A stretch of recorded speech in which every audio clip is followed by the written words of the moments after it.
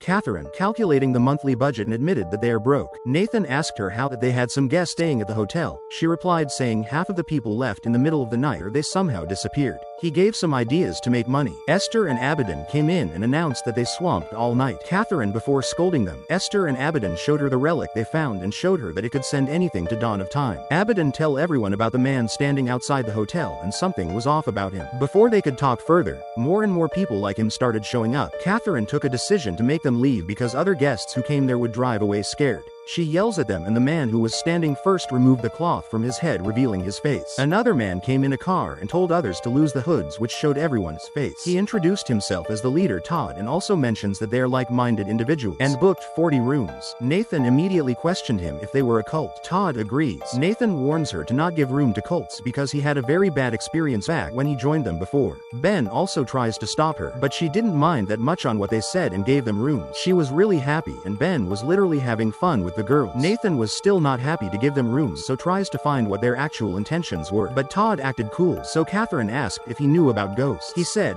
"When you are in a cult you know these things." The old man reported to him, no signs of him. He told him to keep looking. Todd and his group have to do some ceremony, and he told this to Catherine. Nathan was totally against it. Abaddon and Esther came down the stairs with spiders in a jar and an arrow. When the cult saw Abaddon, they all started kneeling down and worshipping him. Nathan asked him if they came all the way there to just worship Abaddon. He answers that they wanted to bring him home. Esther tries to keep him with them, but before he can finish his words, Abaddon agrees to go with them. Todd wanted him to be patient and that they wanted to do some rituals. Again, all of them knelt before him. Everyone was okay except Esther and Nathan. He really wanted Abaddon with him. Catherine showed them the ballroom for the ceremony. He also needed some candles and flowers, but in color red. She said it's all good but has an additional fee and asked them if they are going to die after the ceremony, which made them laugh. They told her that after the ceremony they'll vanish and he makes a deal. If she's not happy, then he'll pay double. Before she could agree, the spirits in the hotel started attacking the cult. They understood that it was Esther's idea. Todd didn't pay attention to her and asked Catherine to hire a local band. One of the spirits wanted to do so. Todd invites the spirits too. On the other hand, Ben and Annabelle were also ready to be a part of the cult, but Nathan was angry about this and stopped Ben from burning his hand. Eventually, the people in the cult gave him a silver candle because he saved Abaddon from the woods and was ready to give him a higher position in their cult. Nathan was also ready to be a part of it. At night, Esther gave a quilt to Abaddon as a farewell gift to emotionally manipulate him to stay, but she fails. At the ballroom, Catherine saw the decorations and asked Todd if it was blood. He, being honest, replies it is and gave her some money as cleaning fee. Then she saw Nathan and Ben in the red clothes. Nathan had a huge problem, but now he doesn't. She was quite surprised. Then he showed how important he is for the people. Ben also got a better position in the cult. Then Abaddon came in all ready for the ritual. Todd announced everyone to be seated, and Abaddon gave Catherine her earrings back. Everyone wishes him goodbye, but he couldn't find Esther. Catherine told him that she's not coming. The moment before the ritual starts, Esther ran into the room and gave him a real quilt of adventure they had. He accepted the gift and walked towards. The ritual started. Todd sacrificed himself for Abaddon. His blood made Abaddon hover on the air. A strong, bright blue light came out of his eyes and mouth, which reflected towards the sky. And in all of a sudden everything stopped. Catherine and Esther asked if this was it, if this was the end. Before they could speak anything, one of the cult members mentions that they bring Abaddon's home on Earth, which means they bring hell to Earth.